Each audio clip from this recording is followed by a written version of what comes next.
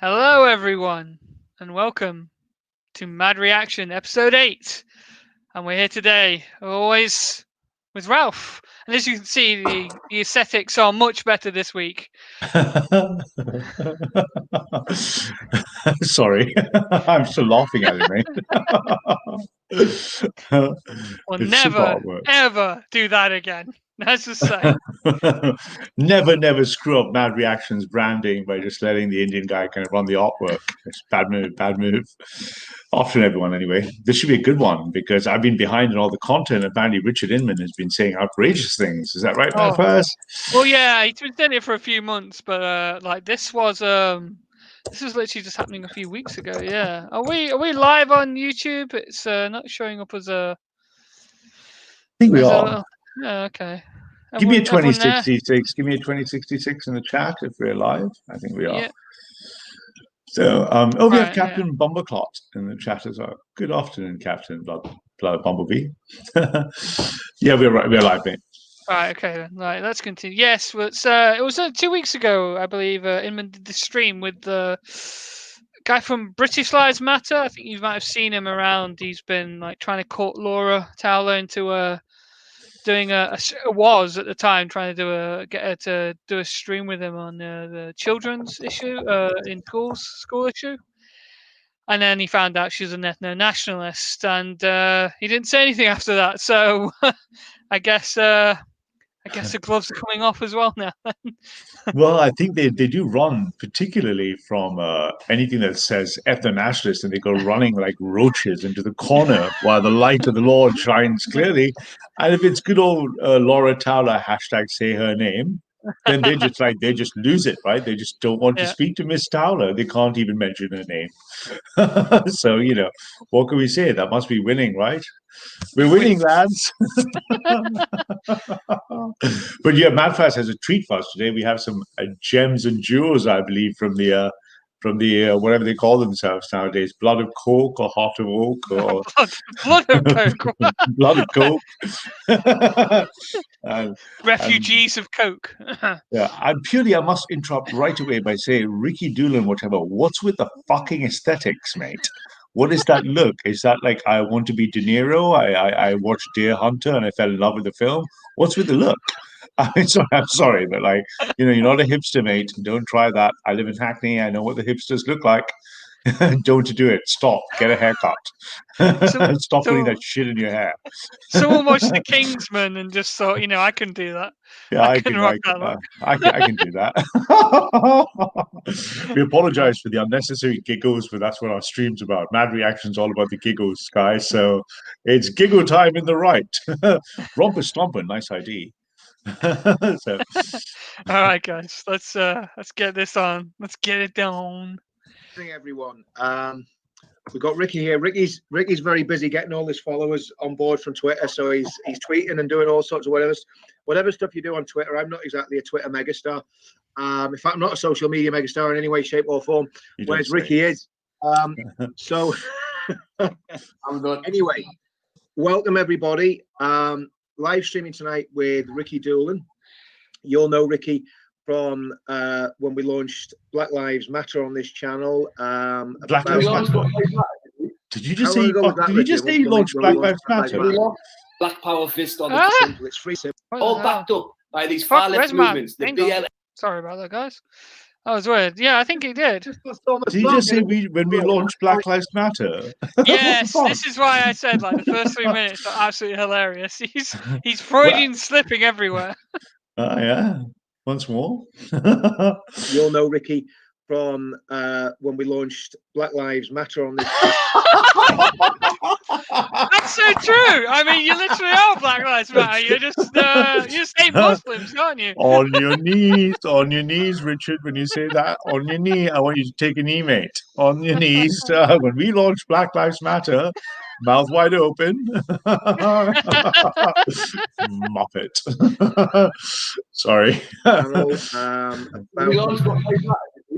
How long ago was that, Ricky? When we launched Black Lives Matter? Did we launch? Not Black Lives Matter. French Lives Matter. That's why you shouldn't do live streams when you drink beer and whiskey. But anyway, And yet, here again, we have another case There of you go again. You have yet another fucking self-confessed alcoholics between them, Amory. They're always pissed on the stream, and then they're really happy about it. They're like, "Hey, as long as we agree on the flag, we're all British. We're all British. Lend me a tenner. I'll buy you a drink." Fucking idiot. Carry on, man. Sorry, I'll calm down. It's good. But it's also interesting to note that I think didn't Imran say saying he launched Black Lives Black Lives Matter. I'm getting to say it now. I'm doing it wrong. He launched British Lives Matter, which is interesting. So yeah, British Lives Matter. A slip of the tongue there. My goodness. Stefan, yes, we're a little bit late tonight. A lot of stuff to do. A lot of back end stuff to do and setting some pieces up. Anyway, serious subjects tonight. Very, very serious subjects tonight. There's a lot going on in the country at the minute. There's almost too much to wrap your head around. I don't know if anyone's seen those adverts that are going on ITV, which are obviously prompted by the Black Lives Matter protest. And again, they're just doing exactly what Black Lives Matter want them to do, which is basically race baiting and playing the identity politics card and trying to separate us on the grounds of our skin pigmentation. Like, listen, you absolute genetically challenged idiot. Skin color is not in the top 20 or even 25 fucking differences in ethnicity or race. How many times do we have to tell you? It's not skin color. It's fucking everything, mate. But he's all about the skin color. So let's go. Let's hear Mr. Pigmentation. Come on. No, the fact that he's only just realised, like 2 weeks ago, ITV was putting out these racially charged adverts. It's been going on for years, decades even. It's like, what are you doing? What is he? Does he actually just believe? So if I took a white guy, a black guy, and I just changed their skin color only, would they just be white and black? Is that it? They actually did that. Did you not see that Guardian article of the what black did they guy? do? Yeah, they just literally changed his skin color from white to black. And then he just suddenly looked African, or the Norwegian guy looked like a pygmy or something. Okay, how did that work? Fucking some heavy duty CGI work there, mate. As you can see, I'm very tan tonight, and Ricky's very pale and looking like he's been stuck. I'm only pulling your leg, Ricky. But the colour of people's skin should not be an issue that we're looking at in the 21st century. I'm sure you'd agree, Ricky. And that's what we want to talk about tonight. We're going to go into this again. We want to look at what's happening. We want to look at what's happened in Bristol. And I know Ricky was extremely, vexed about this today. And also, we want to talk about is that a Marxist in disguise? Is that for me? I'll peachy kid. Well, listen, you never know, do you? There's reds under the bed. No. I'm sorry. Did you understand a fucking word he meant there, or what he said? Was it just me? There was just a mumble jumble. Reds under the bed. What did he say there? I fucking didn't understand a word. Someone asked him if he's a Marxist in disguise, and I thought it was pretty funny, actually. But you see, this is it, isn't it? They only think that the problems of the world are caused by Marxism, and if you could only just black and white unite under the flag, all the problems should go away. I mean, that's all they've got left, isn't it? Oh, and that and Muslim hatred. That is literally not what Marxism wants. Like black and white unite. Exactly. I mean, they're just. I mean, they're just like. I mean, you can't. I mean, I don't want to sound rude. It's not my style. But is this guy just got like a negative IQ or something? What's with him? Does he not get it, or does he actually sincerely believe this? Come on, let's hear from you. Tell us all about it. Where's the black guy anyway? There's only two white guys here. Okay, yeah. Oi, mate. Your panel's too white, mate. Fucking far too white. Where's your diversity, bro? Fam. So yeah, we're going to talk about identity politics. We're also going to talk about the demonstration that we're going to have on the 1st of August in London, which is very, very important. And it's primarily the demonstration in London is about the Rochdale rapists. I'm not going to call them the Rochdale Three. We'll call them the Rochdale rapists. These were men that were convicted of grooming. I think they're Pakistani men. They're certainly not British nationals. They were convicted of grooming little girls. They were sent to prison, and on release from prison, they were meant to be deported back to their country of origin because they weren't British citizens, as far as I'm aware, or they were going to have their British citizen revoked. But they haven't been deported. They're still, as far as we know, walking around Rotherham. And what we're demanding on the 1st of August is that these rapists that were involved in the racist rape, I mean, people want to talk about interesting, isn't that? That's Isn't it? very Because interesting. have you noticed how he walked a very delicate line there? Because you knew if they were born here, they would have been British. Yeah. So then Well, what that's would you it, have isn't said? it? All of a sudden, Yeah. it's like they're not. They're Are not they? British only because you get away with the fact that they weren't born here. But if they had been born here, like all the other bloody rapists who raped all the English girls, they're British, aren't they, Richard Inman? They're all British, right? But the thing is that they were supposed to have their British citizenship revoked. So are they not as British as you or I now? Oh dear. I don't know. Well, let's find out. Let's find out. But this seems like a very the carefully. magic soil is coming apart. Yeah, I mean, they can't magic have it soil both theory. ways, can they? Magic soil theory is coming one minute apart. they're And Pakistani, but then he got but a then British suddenly, citizenship. Yeah. And now they rape people. Now suddenly Pakistanis again, but they had a British passport. But I thought that made them British. I think there's some problem in the magic soil beds. We need to dig a little deeper into the magic soil theory. Let's find out, shall we? About racism. Let's talk about the 1 million white English girls that have been raped by Pakistani men. Red alert! Red alert! That's a white supremacist talking point. But that's just you fucked up right there. That's identity politics you're talking about. But he just fucked up. He fucked up his own ideology. Remember, they were all born here. They're British. Why did you call them Pakistanis? They're British, mate. Richard, by your definition, they're British, aren't they? Remember, they are British. They must be. They were born here. Can't be Pakistanis. Which is it? Are they Pakistanis or are they British people as loving the flag? Loving the flag, yeah, all right. Oh, yeah. My flag, yeah, okay. We're going to talk about racism. And on the 1st of August, Hearts of Oak have organised it. The ladies up in the northwest of England who have been working with the girls that have been groomed, they're going to be coming down and speaking. We've got some fantastic speakers coming. And we've got some fantastic music, I think, Ricky, as well, on the day. So there's a lot of good stuff happening. It's going to be in central London on Saturday, the 1st of August. We're going to be meeting in the Parliament Square area. I was talking to the organiser today. I'm not organising the demo. Talking to the organiser today. And we're going to be meeting about 11 o'clock, and the demonstration starts at 12 o'clock. So get there nice and early. We can have a drink in the pub, so we can get pissed. We can get pissed by 10 o'clock. So by the time it's 11:30, we're hammered. 11:45, we'll attack some police horses, and then we'll have a sing along in the square. #donate. Shekels needed. Nothing to do with the girls, right? Do you think they didn't have a whip round for Tommy because he can't be there? Of course they were there. It's just #donate. You've got to make a shekel or two. You have to make a shekel or two, right? But the fundamental point that rips them apart is, which is it, Richard Inman? Are they British or aren't they? Because if you said anyone who's born here is British, they're all British. Stop calling them Pakistanis, you racist bigot. Call them Brits. Or if you say that's not true, then hey, welcome to nationalism. Welcome to the dark side. Well, we don't think they're British. I mean, I'm not British. You can't be British. Which is it? A #donate.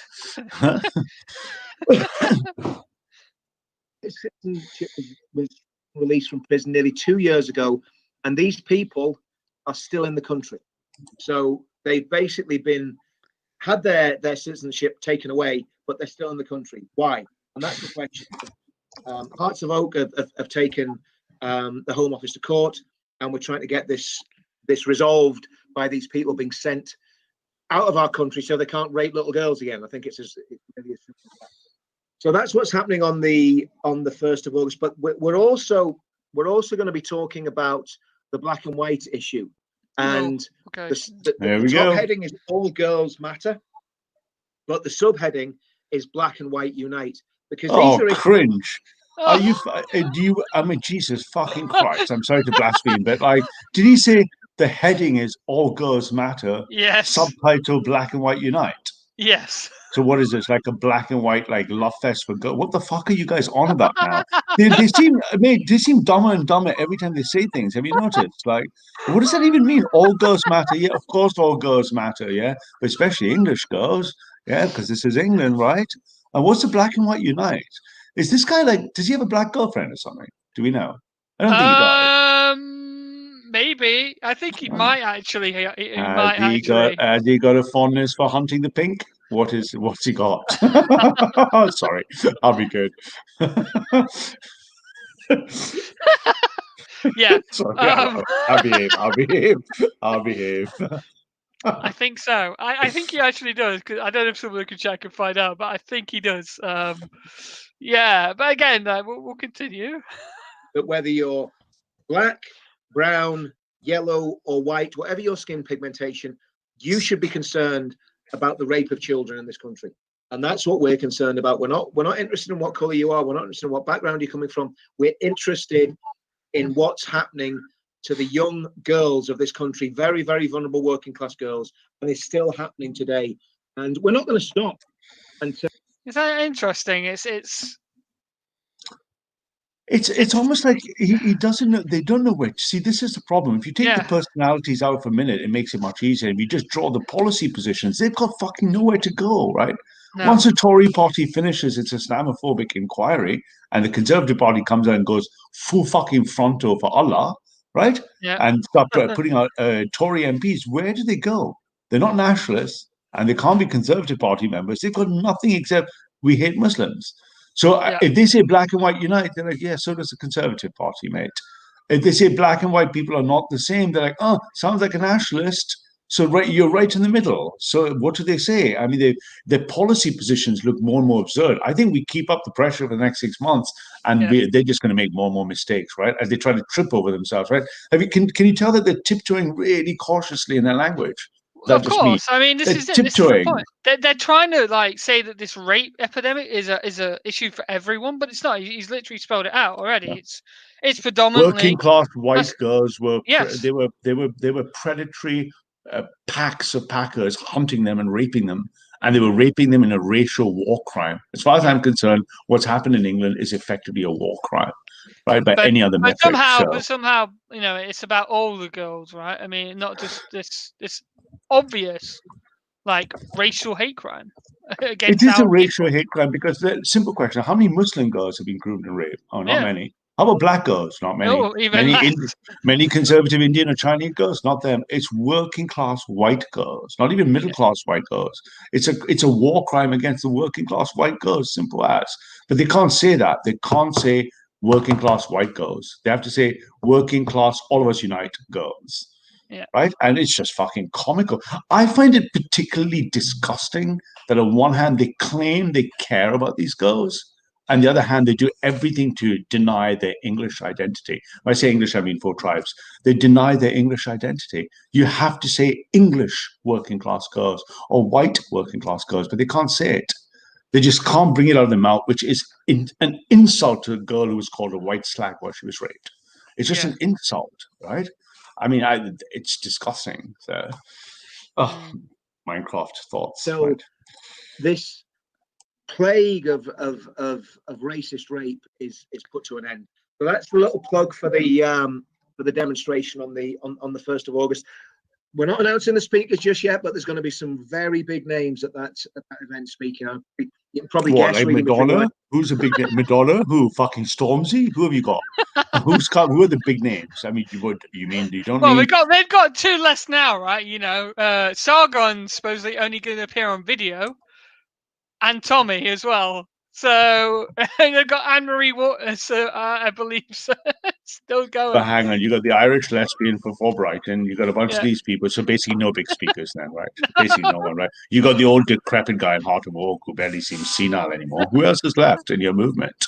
Tommy, but Tommy's of course heading to Tel Aviv to pick up the final payment.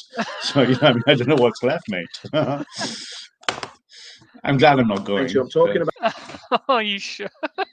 Oh no. But it's not for me to drop the form and let everyone know who's actually going to be coming speaking. Ricky, talk to us about this statue in Bristol and how you're feeling about this, because I know you've been really. I've got you on tonight. Ricky is, to say the least, a little bit wound up about the new statue. How do you do it? The new statue that's been put up in Bristol. A little bit wound up about it, as we all are. Tell us what's been happening in Bristol, Ricky, and what your take is on it. Yeah, well, you're doing what it's hard to tell if that's the Black Power fist or the Communist fist or a combination of them both, But yeah, it was a shame, really. It was a real spoil to. I'm sorry. Are you just like fucking as thick as your fucking hair on your head? Right? I mean, are you insane? They're the same fucking symbol. It is the communist symbol. What do you mean? I'm not sure. Is this a Bukambe Buzombo is BLM or is it the communist? Mate, it's the same It's the fucking same thing. thing. It's the same symbol. It's not the other symbol made with your right hand, that's for sure. It's not that one. But the one with the left hand, Rage Against the Machine, it's the same fucking symbol. These guys, I mean, mate, are they really that thick, or is it just me? Or are they trying to be clever? I mean, don't they know that Black Panthers, that all of those movements are left-wing Marxist symbols? They don't get it, do they? Are they? They worked up. I'll go on mute. Kind of a Wednesday morning when I woke up this morning to the news that this statue has been erected in the place of the Colston statue in Bristol, and as it developed later on in the morning, we found out that Channel 4 had filmed the whole thing, the creation of the statue. And for anybody, I mean, everybody must have seen it. I would expect everybody's seen it. It's a statue of a Black Lives Matter supporter who climbed on the plinth after they pulled the Edward Colston statue down and, did the Black Power salute. And yeah, it was disturbing because for a number of reasons, to be honest. But obviously, we know the Marxist background of the Black Lives Matter movement. We know that there's so much more to them than just a fight against racism. And look, whilst there's so much more. Just dig a little bit deeper, go further back, about the 1930s, or even before then, the 1800s. You'll find out who they are. I'm sure if you just keep looking. Sir. Oh, yeah. we can understand the argument and the symbolism, even of removing a statue of a known slave trader of Black people and replacing it with the statue of a Black person. We can understand that argument, but the way that it was done was illegal and. Whoa! Hey, as long as it's done legally, chaps. As long as it's done legally, it's okay.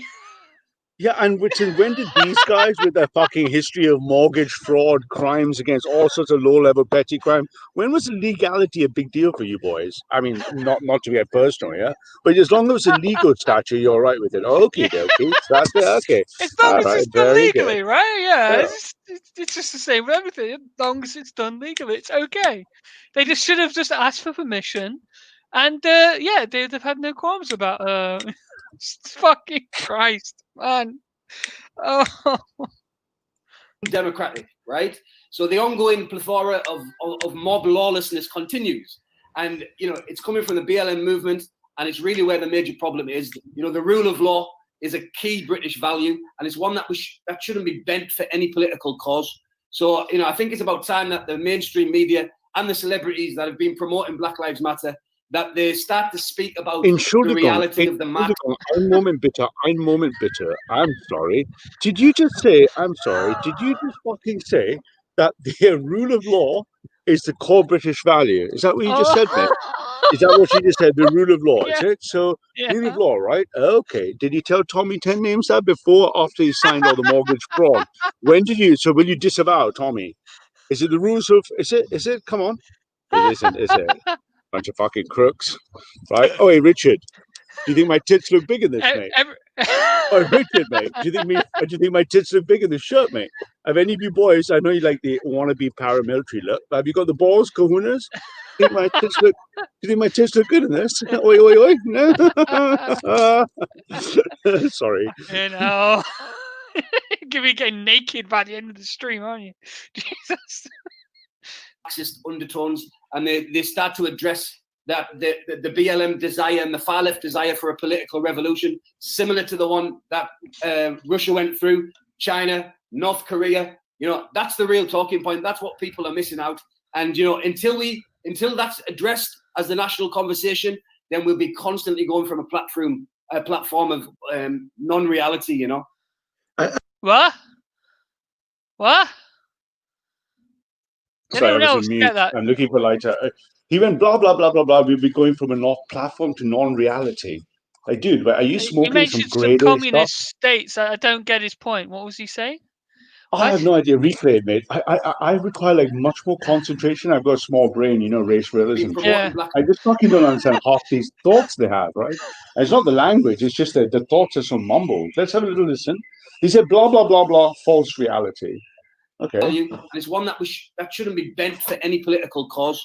So, I think it's about time that the mainstream media and the celebrities that have been promoting Black Lives Matter, that they start to speak about the reality of the Marxist undertones, and they start to address that the BLM desire and the far left desire for a political revolution, similar to the one that Russia went through, China, North Korea. That's the real talking point. That's what people are missing out.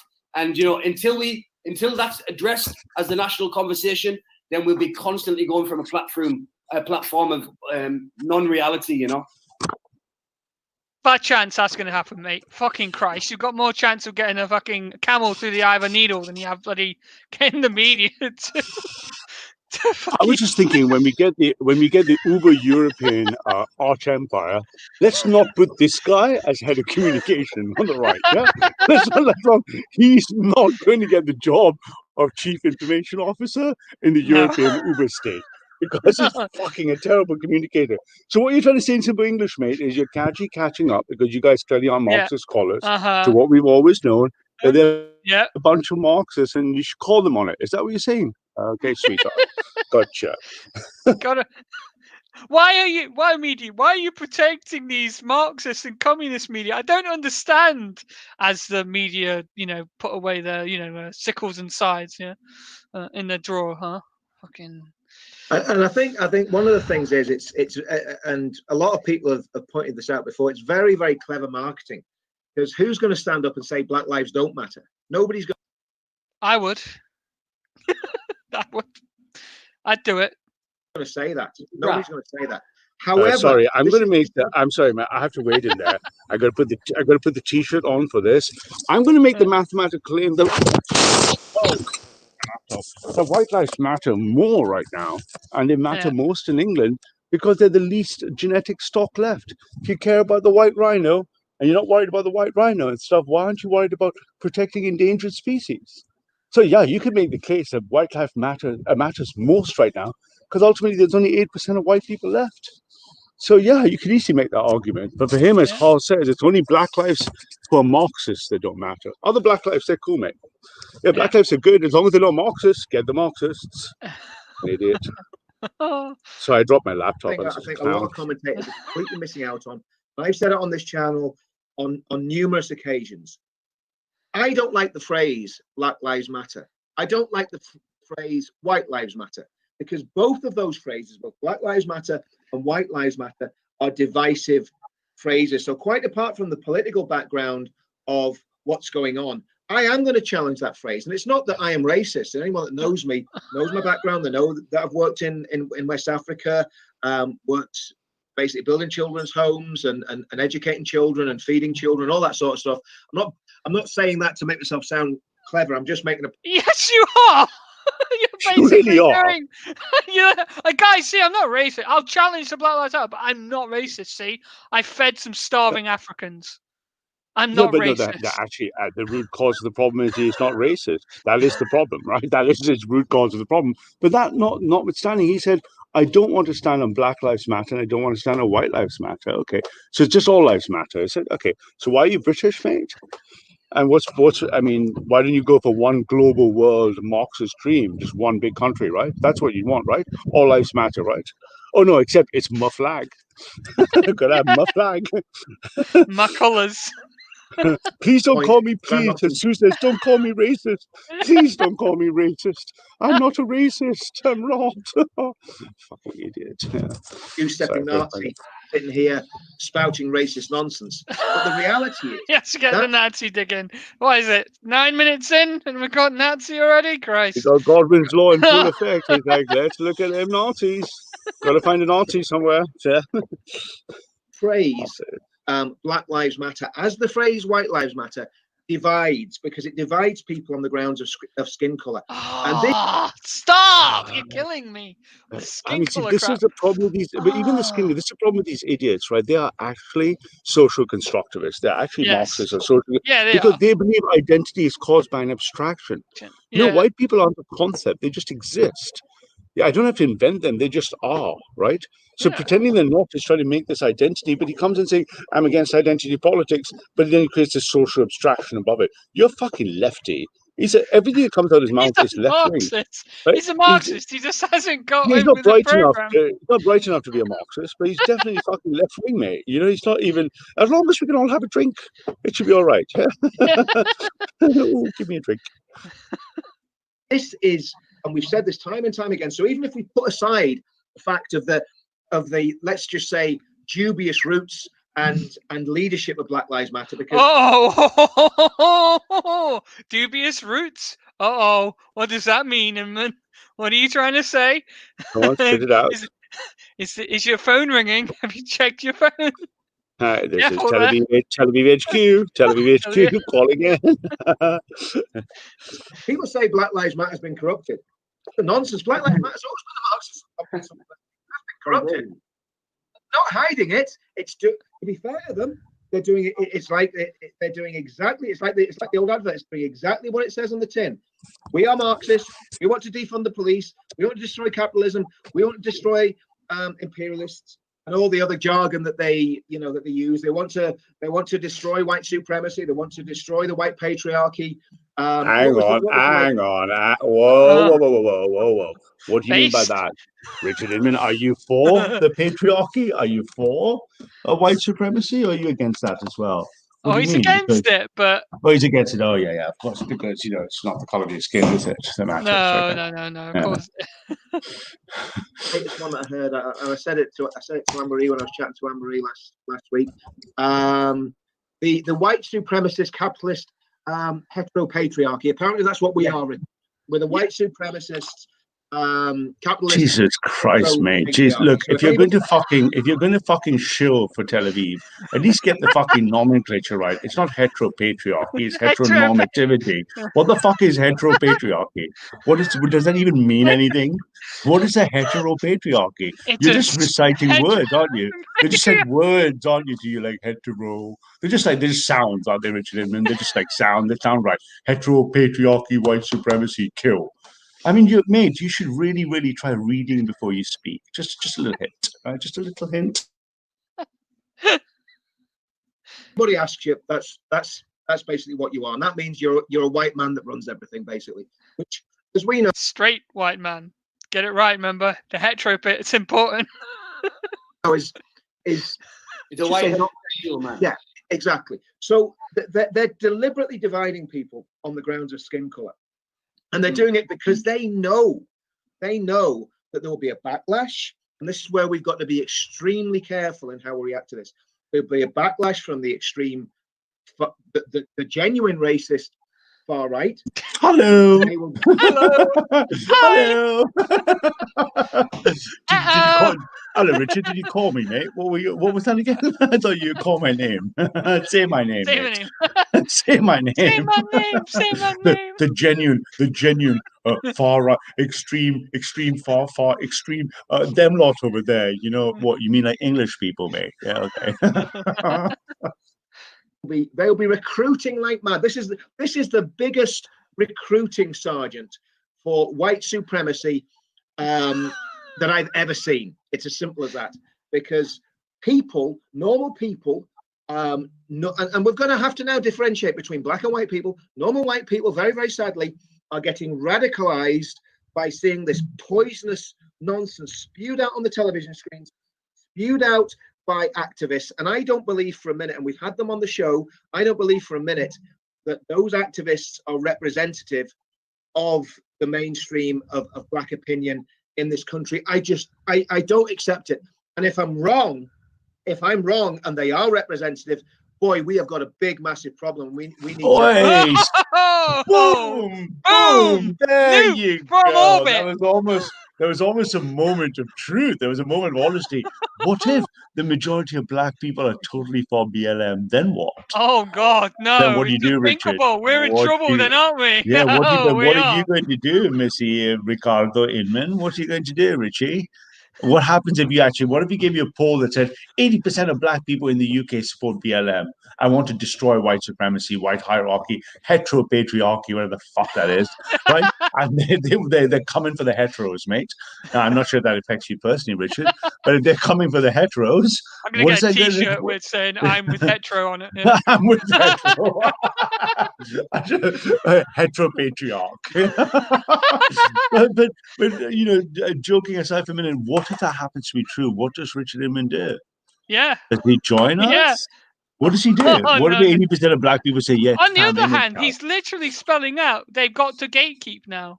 They've got to be the safety net, the safety valve. They have to because He- they almost yeah. think this fencing. Oh, we're trying to stop the really baddies on the other side, and we want you guys to love us, while the other guy's going like, "Get his iPhone, fam," right? And he's not sure what to do in between. And Well, no, but he's that saying, moment of truth, isn't he? He's saying that we, the white supremacists, are accruing like mad. Yes, you're right. People are starting to like say, "Hey, these guys got a point. They've had a point for years, right?" And he's saying, hey, "Oh, when why you we got can't allow Mosley, that? Oh God, Powell, let's try and get Bowden, away with them." yeah, how many Yeah. people need to fucking warn you that you must be mad, absolutely mad? It's as old Yeah. as Mosley Powell. I mean, how many of them? Bowden, Tyndall, Marcolet, and some Bird. Yes. Yeah, how many people? How many people are going to have to warn you? But look, that was a hell of a slip, isn't it? Because Yeah. he stumbles and then he doesn't know what to do, and you can feel like if there's any hope of racinating this little twat, right? It would have to be somehow getting all the black people to get around him in a circle, going, Yes. "Get it, get Whitey." And then maybe at that point he's going to go like, "Shit, I'm white" or something, and then something's going to click in him, right? At some point, we need a lot of black people to go. We need to, you know what we need? We need to bring Richard onto like Raspect and fucking all those panels. Because they'll tell him exactly what they think of him, mate. Are you black and white unite? They'll be fuck you, fam. I mean, unite under British values. They'll be fuck Britain. Then what are you going to do after that when you hear them actually tell you what they think? I speak to them all the time. They'll tell you exactly what they think. They don't want to be. They're not British. They don't want to be with you. They're not part of you. But then he suddenly gets this moment of almost fascination where he goes, "Shit, in that case, we've got a problem." Houston, we've got a problem. And then he runs away again, of course. Yeah. We need to be starting to educate people about what's wrong with Black Lives Matter. But I don't believe they are. I don't believe most black people believe in those bizarre and crazy. You're going to die on this hill, mate. I'm going to tell you now. If you ever see this, you're going to die on that hill, aren't you? You're going to be the first one to go die on that hill. Like, let's put this way, Matt. You jumped on the plantation panels and stuff. yeah. What do you think they think of Richard Inman? They think he's a fucking Nazi. They want him to take a knee, open his mouth wide, clutch his ankles, and prepare to receive, some post-colonial trauma. That's what they want. But he somehow thinks, yeah. "Oh, but I've got a West Indian friend, mate. He's in the DFLA, yeah? My West Indian friend, he loves the hammers. He's all right. All black people are just like him." And you're like, no, they're not. They really are not, right? No. But hey, wait. Carry on. The Black Lives Matter activists are pushing, and let's say the black guys that I've had on the show have every single one of them have spoken against those ideas. Even some of the people I had on the show had actually been on Black Lives Matter marches. Right. Why don't you get some of the actual black people? Yeah, why don't you get people with real black pride who are going to just fucking tell you exactly how much you've enslaved their mind, their ancestors? It's okay you saying, "Oh, I've had black people I've vetted on my show who will not say anything against, who will say everything I want them to say." Of course. That's all he's saying. He's got dissenting opinions. Look like what Tommy happens when it comes to us.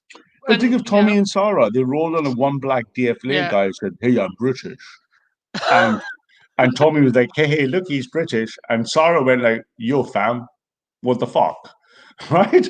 So obviously black identity is a lot stronger than these clowns, and white identity terrifies him. So where are they going to go? Mr. Deer Hunter, is this guy going to become a Muslim soon with this look? It's quite an interesting look, isn't it? Anyway. It's going to be Jack Black's replacement.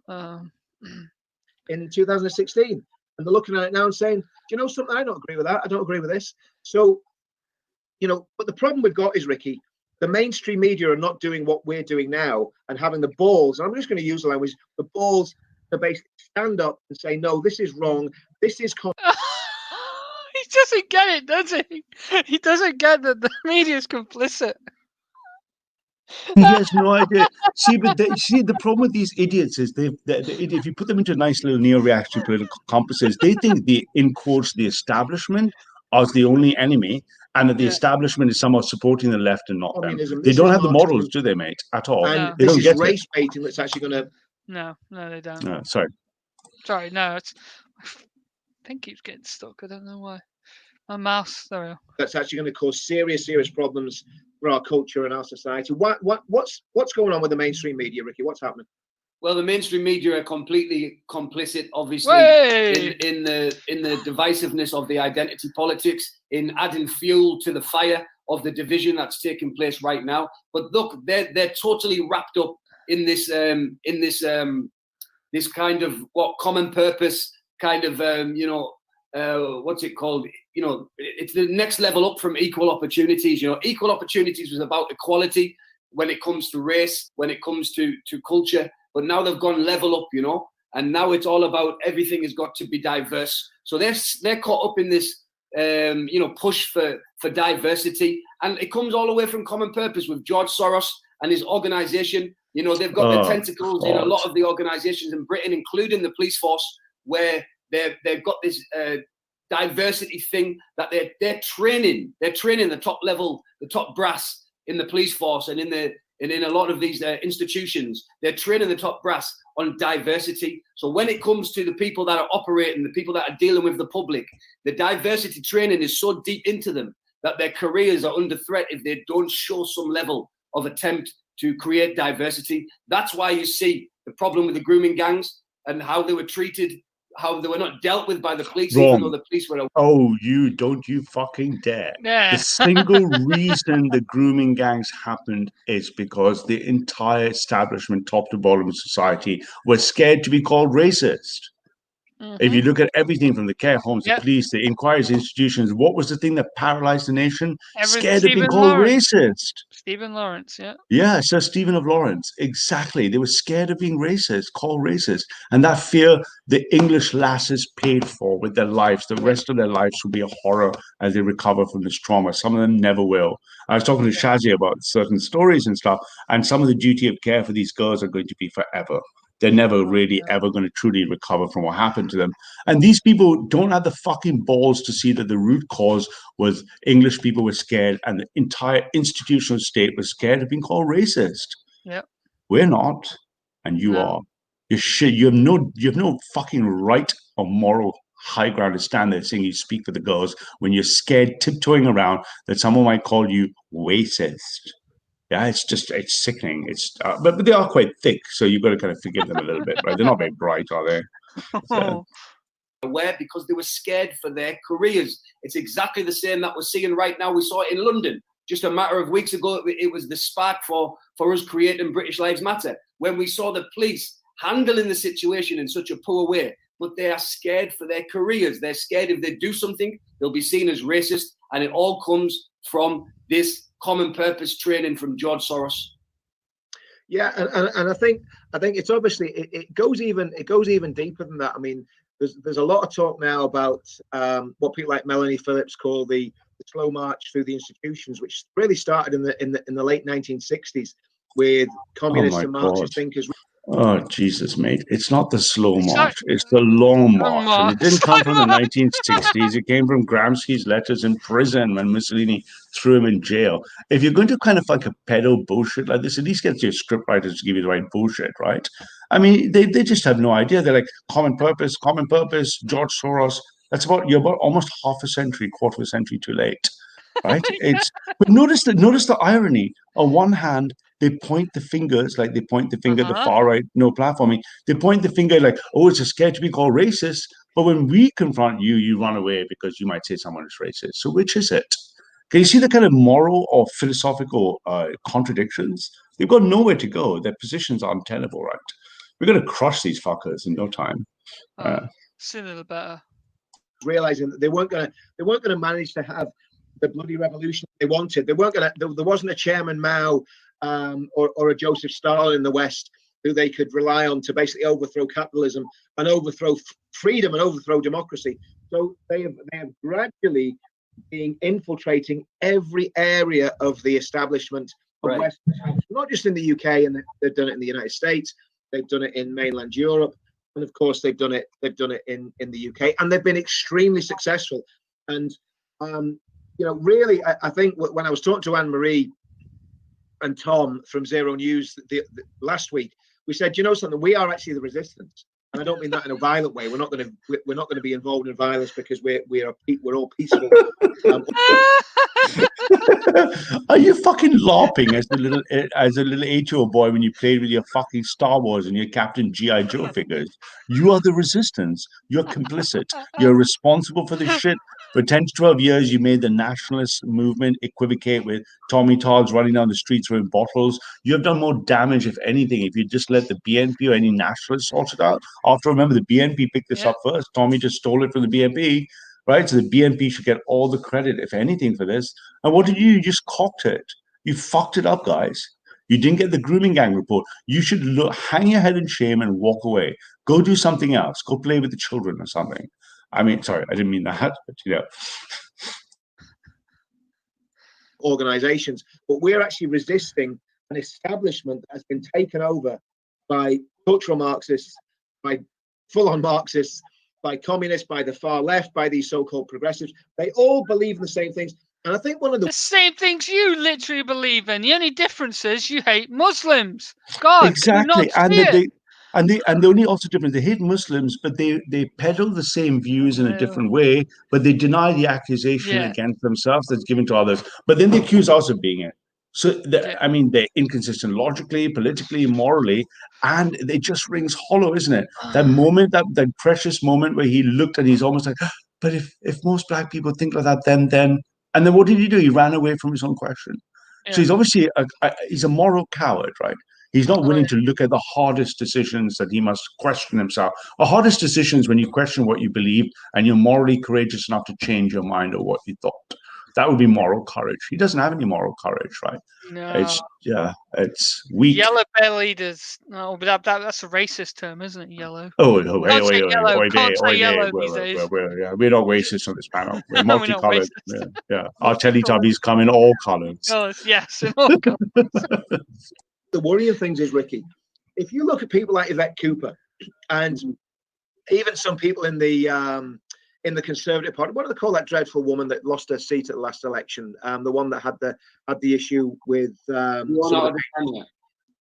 what's her name? Anna Sourface. Anna Sourface. If you listen to these people actually think they're right. They don't realize that what they're saying, 100 years ago, or even during the Second World War, what these people are saying, if they said it during the Second World War, they would have been tried for treason. And of course, are you on fucking cloud nine or crack, mate? What do you think your generation before you would have thought you're saying right now is? Would they be able to differentiate if they got you? What did they die for? Just think about it. What did they die for? Did they die for a man and man to be married in a church? Did they die for multiracial, multi-ethnic Britain? No, they did not. They died that you would not have such a life. So did they marry so that their grandkids could have? Exactly. This guy is just detached. Do you ever think that he romanticizes some? He's not really like a Spitfire nationalist. He's got this kind of romantic kind of like it's Spitfire nationalism and Bulldog nationalism. He read the UN definition in 1950 on the scientific report about we all came out of Africa and thought, yeah. That sounds about you right. mean we're one race, the human race kind of thing, right? We're one race, the human race. Yeah. But if you look at him, it's the irony is it's it's almost like he's LARPing or fantasizing that because Britain won World War II, Bulldog nationalism, therefore suddenly magic soil theory happened and the world can come in as long as they all want to have some mushy peas, scampi fries and a pint with me and go through bottles at the policeman every Saturday at the footy. That's what he thinks being British is. Yeah. He literally thinks being British is like a trope of British behaviors. It isn't the people. He We're doesn't all put. just tropes now. Yeah, it's a trope, isn't it? He's almost LARPing that what Britishness should be is some kind of trope that's like, like if you ask an immigrant, hey, what do you love about Britain? There'll be fish and chips, the proms. Yeah, there'll be nothing to do with English people. They won't, Yes. if you try it, they'll never describe English people. They'll describe some kind of cultural Thing. trope. Fish Yeah, and chips, something, the Beatles, right? So the Piccadilly Circus. And you look at them go like, these things have got nothing to do with Britain. Britain is first the people in its soil, England, and everything is downstream from that, right? He doesn't get that. He's almost like LARPing in some kind of Spitfire trope. It's just really, it's an embarrassment. He's trying to call it. Everyone is interchangeable because it's just skin deep. It's just skin deep, yeah. That's But it's it. not even the people, isn't it? He doesn't appeal to anything that would be. Let's say let's make up some other tropes based on people. English people are open-minded. They're funny. They're fair. They believe in fair play. They're tolerant. These would be at least tropes applicable to the British people, the English people. He's not even got tropes for blood. His tropes are like, hey, if we bring hurrah, black guy with a flag, Piccadilly Circus, you're British. I mean, it's a disgrace. You should not speak about Britain, mate. It's really embarrassing. And hey, I'm not even fucking British, so Traitors in those days. Go and look what happened to Lord Haw after the Second World War when he was captured and hung by the neck until dead. But the people are actually committing treason. The way that they're doing down the United Kingdom, the way that they try to sabotage the Brexit vote, and now this is the next assault. They failed every single time they tried to overturn democracy in the UK. But they're not doing it so you can have. They're doing it so they can have their black and white utopia that you want. Precisely. This is what they're doing it for. Exactly, man. Christ. He doesn't even get it. He's almost singing the BLM tune, but he's trying to dress it up. He's trying to dress up, say, no, not that way. I want black and white to unite, but it's got to be my unite because it's not Marxist, because George Soros, because my flag. And if these BLM Antifa types who just dress up and go full footy terrorists on a Saturday, then they're British. Yeah, all he wants at the end of the day is he wants a drink. To be able to say with his, mulatto-like grandchildren to be saying, look, guys, we still have a nation because we fought for black and white unite. Where the Marxists would be like, yeah, we don't care. We just want to be economic zone 44. Thanks, please. Oh no, they actually the hardcore Marxists want to bring it all down and replace it with the Politburo. Well, they know of course they're getting the bullet first, so aren't they? Right? That's not the Marxisms that it's not the official. The it's not the official one, right? Yeah, it's not the official one, is it? It's not the official line, no. But the more I listen to these clowns, even when you listen to Anne-Marie Waters and Paul Brighton, they're just tropes of being British, aren't they? They're not actually British. It's just some kind of like image they have in their head. It's just. Ugh. Sorry, go on, man. I'm getting worked up. I'm getting a bit. It's just like, They failed because the British people, when it comes voting time, they will vote for the candidates that look like they're going to protect British culture and British history. Sadly, they're probably not going to. What? This is another case of fucking pseudo-cephalogical syphilis. Do you really think that's what voting patterns look like? Do you, Richard? Really? Is that what you think people vote for that reason? Oh my God, mate, just carry on. I'm going to have a ciggy. This is just really fucking winding me up here. What we've got now is basically a traitor class who are running the country. What do we do about that, Ricky? How do we get this traitor class purged from the system, so to speak? What do we do to get rid of these people? Well, look. The first stage is complete. The first stage is admittance of the problem. Right? If anybody goes to what, you haven't admitted there's a problem. What problem? What have you admitted here? Groups like Alcohol Anonymous and all of these type of groups, they'll always say the first stage. Look at the smile. Whoa, look at that lush little faces. You went, cheers. As long as the black guy and the Muslim guy. The problem with Islam is they just don't drink enough. That's the problem with the Muslims. Yeah, they don't eat bacon sandwiches. And if they have a bacon sarnie, about some scampi pork scratchings, and a couple of whiskeys like I'm having right now. Yeah. If we could just liberalize Islam, if we could just make them all right? fucking degenerates, then it would just be like great. the left one, just like these progressives, they say they want. They don't. They want to make, they want to have that. What was it before COVID hit? They're having that Muslim gay pride parade, weren't they? In April. Oh, That's absolutely. what they want. And these guys want as exactly long- the same thing. They would Yeah. be happy for that shit. If the woman is wearing a full hijab and she's got a fag out the side of her mouth, a pint of Stella in hand, and she's playing pool on the table, she's all right in it, love. Yeah. She's got to be one of ours. She's a full burqa, got a fag out of the mouth, playing a bit of pool on the table. She's put the jam on. She's good. She's one of ours. Yeah, that's it, isn't it? Fucking troper. Oh no, I've lost it now. Oh, where did we get to? Well, Because Mad Fast is obviously, looking for the initially, Sorry. kids. I was just going to do it. I was going to do a plug. While Mad Fast was looking, go to this crazy website. You've never heard of it before. It's called Patriotic Alternative. Just go have a look around. Thank you for your time. Sorry, Karen, Matt.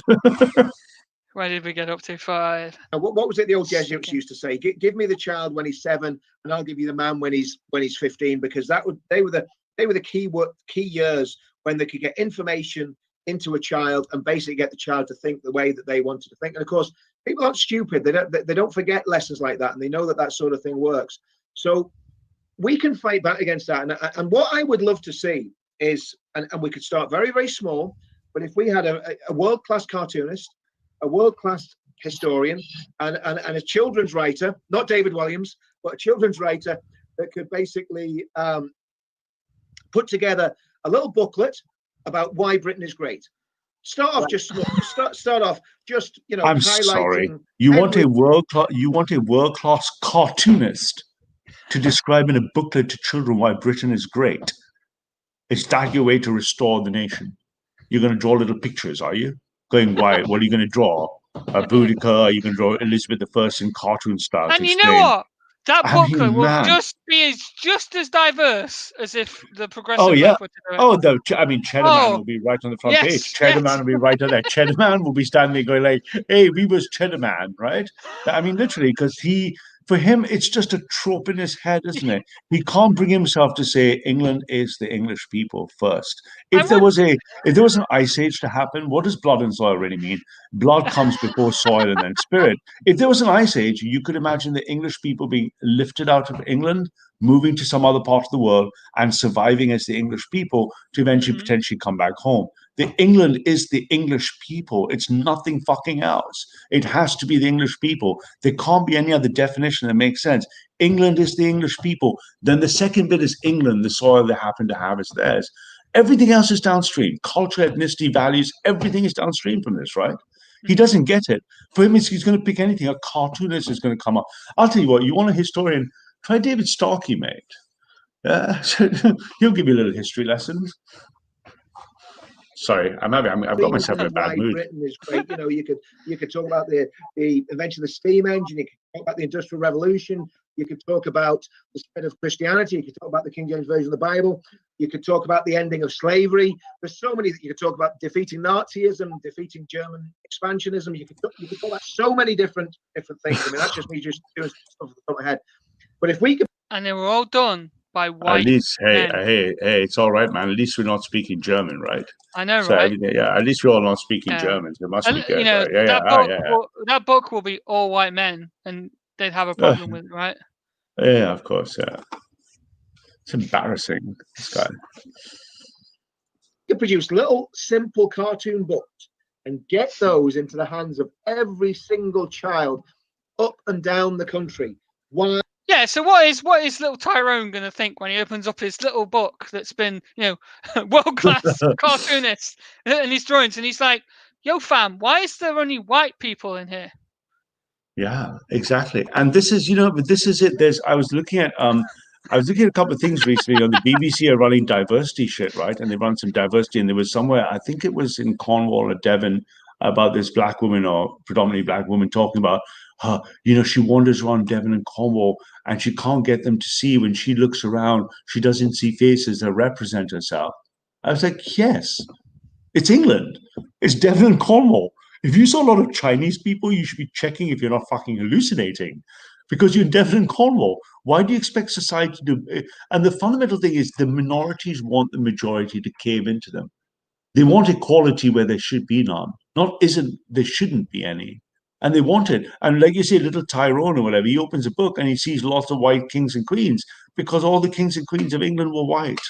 What are you going to do? Paint a black king in, lie to him? What are you going to do? This is why multiracial, multicultural societies are failures, aren't they? They can never reconcile the minority to the majority. There is no reconciliation. There is no history of black and brown people in this country worth speaking about. There's pockets of history, that isolated things where the odd Indians did this, or maybe the odd West Indian regiment in 1870 did this, but these are all exceptions. They're not the English history. The English history is what the English people did in England. That's it. And these people don't have the balls to say that today. They just can't, right? No, of course they can't. Why Britain is great. It could be the title. And it would just be such a fantastic resource. And I remember when I was a kid, you know, there's little ladybird books that you used to read when you were a kid. And there was these little very simple books. I remember the Kings and Queens of England. Fantastic. I remember it to this day. I can remember some of the stories. So those sort of things, even now, especially if they're done in a very, very pictorial format, looking really good, that sort of thing is the sort of thing that we can do. It's very simple. It would cost a lot of money to get them to every child in the country. But if we got buy-in, and I'm not interested in doing it. I'm just putting the idea out there. Oh, here we go then. I can't be, you know, I have this idea to like reinvigorate, you know, British history, you know, teach the children something, but I can't be asked to do it. Someone else. I can't be asked myself, so I'm just a kind of, you know what, hey, hang on a second, let me top up my drink. I'm more of an ideas man, you know me, I'm a kind of ideas man, yeah, I'm a kind of a visionary. Anyone else want to do the work? Or if you have 70 grand, I'll buy a bus and I'll do it myself, right? If you could give Popper 70K or something, yeah, we'll be all right. So something like that, right? But who is this other guy, Matt Rice? Who is this guy on the right? I've never seen him before in my life. He's a guy that runs British Lives Matter. He's I guess he's an associate group of Inman and everyone else. He's just so they've actually formed they've got a formal movement called British Lives Matter. Yeah, where British I guess to run on the British means anyone, yeah. So the British Lives Matter meaning basically not British people. Yes. Oh, okay. Yeah. Of course. You know. So if anybody's watching this and you want to take that project on and you've got a few million quid to throw about, get on this and do something like this. Why Britain is great. A little cartoon book for kids up and down the country. And we could do It'd be funny if someone did this and they did it to like historical accuracy, and I bet he'd fucking complain. He'd complain. You have a good idea. We've got enough lads with skills. Maybe one of them needs to penetrate this movement and pretend he can do it for him and volunteer. And we could set it all up and make him go, yeah, that looks great. We'll give you the and slip in a couple of joggers and packers just to get it kind of like give him a good feeling and stuff. Maybe one gay king or something. Gotta have a bit of gay king. Unless is he pro gay or what's his deal on gay? They must have got to be pro-gay. I guess he is. Yeah, he is, yeah. Tel Aviv would not accept anything else. Yeah, of course. Do that on so many different issues and so many different subjects. So I think you're absolutely right, Ricky. The education issue is probably the biggest battle that we'll have to fight, and it's probably going to be the hardest battle. We could probably get people elected to Parliament. I was talking to Anne-Marie last week about her plans. We could get people from Anne-Marie's party, we could get people from other parties elected to Parliament, probably up and down the length and breadth of this country if we had a really big push. But that's only part of the battle. Once we've got them in Parliament, we need to start enacting laws and changing the mindset of the educators, because I don't believe everybody that's on the left, and this is where I'm going to, you know, probably a lot of people are probably going to get angry with me now, but I don't believe all these people on the left are evil. I believe some of them are evil. Some of them want revolution. Oy vey. I genuinely believe that. Some of them are Marxists who want to overthrow the state. But I believe some of them are well-meaning and misguided, and purely simply because they've been through this crazy education system. They started off with a brain and they came out left-wing robots. And we've got to deprogram people. We've got to help people understand that what they think is good is actually evil, and what they think is evil is actually good. If your ideology is exactly the same as what they're being taught in universities, yeah, he is espousing the same fucking thing. He just doesn't see himself, isn't he? He's so unaware. He can't see that he's espousing multi-liberal Marxist rhetoric with a small m. Right, the only thing he seems to have a problem with is it's anti-capitalist. If you go up to him and say, Inman, do you believe trannies exist? And you go, yeah. Do you believe someone can change from a male to a female? through surgery. Do you believe homosexuals are the same as heterosexuals? How You about could men, literally say men and this. women? And then you Men and could women, go are to they the these same? people in the universities and say that, and they'd be like, yeah. They'd agree. So Yeah. what are they changing from good to bad? My flag and my pork scratches and scampi fries. What else is there? Everything he Nothing. says is a trope, right? Of Yes. Britishness. Have you noticed how he's not speaking about the British people unless he No. speaks about the trope in his head, which means his The view of what ideal British trope. people are. The Yeah, ideal it's like a trope of what, but they're not real English people he speaks about. He's never speaking about people. He's No. speaking about some idea, some abstractions. Abstract, Abstract concept. It's He's the not speaking about Lockean, people. it's Moloch, basically. It's my Lockie. It's my Yeah. Lockie. Have you read? And you know, they're the sort of battles that we've got to win. But I think, what do you think about that, Ricky? Start small, little booklets going into all the schools up and down the country. I think it's a very good idea, and it's something that you know, we've always said it, and even with the creation of British Lives Matter, we said, look, we want to create a vehicle that can represent the British people, that can be a vehicle for the voice of the British people, that we can do things, and all of us can come together in unity and do something that's organised and well-oiled, because that's what they're doing over there on the Marxist side, over there on the far left, whether it be the feminism movement, the LGBTQ, whether it be the Black Lives Matter, they seem to be on the same lineage, and they seem to be well organized. So it's the same with the opposite side of the argument, which is where we are coming in. We also need to be somewhere on that level, and I think materials is the way. I mean, they're doing it with materials, so we also need to have materials, definitely materials that teach the truth about Britain. And look, we can't just rule out you know, the whole side of the argument. You said it, not everybody on the left is evil. That's the truth, you know. And if we are really going to talk about free speech and freedom of thinking, then even somebody who wants communism and socialism, they have to be allowed to think that and want that. But we have got to defeat them with the argument and the facts on the ground. And there's one thing about the people on the far left or on the left or the Marxists or the BLM guys, is they don't like facts. They run away from facts because Really? And you don't run away from facts? You don't have every one of you. They shut down every comment and every channel. Correct me if any of your comments have survived in For Britain, Holocaust, any of them. I've got tons of IDs and not a single one of my comments survives. Even if I ask really, really nice questions very politely, they kill the comment. So who's running away from facts? You guys are where he's saying everyone needs to be able to, you know, express his ideas, no matter if they're communists or Marxists, right? We should be allowed to do it.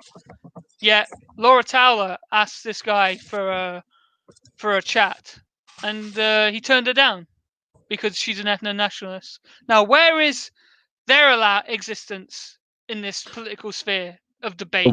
Well, why can't they deal with facts? Why are they against free speech? Why they don't stand for free speech? They don't stand for they act like the establishment that they simultaneously criticize, right? Yes. There's nothing there. All we need to do is drain the blood out of this. They are no different. We need to drain the blood out of them and extract any point real. This out to them over and over again, no matter how many times it gets boring. No, because it's not them. It's not them. It's the people watching who listen to this who eventually get slowly. You know, I got another message the other day, 2 days ago, from someone saying, "Hey, I'm so glad eventually you got me, and I'm out of For Britain now." And like slowly in the next 6 months, we would just piece by piece find any one of them left who's got half a brain cell, and whatever's going to be left is going to be just liberals, right? And we don't want them anyway, do we? So. Wow. And free. They don't like free speech. They don't like free speech. Don't like free speech.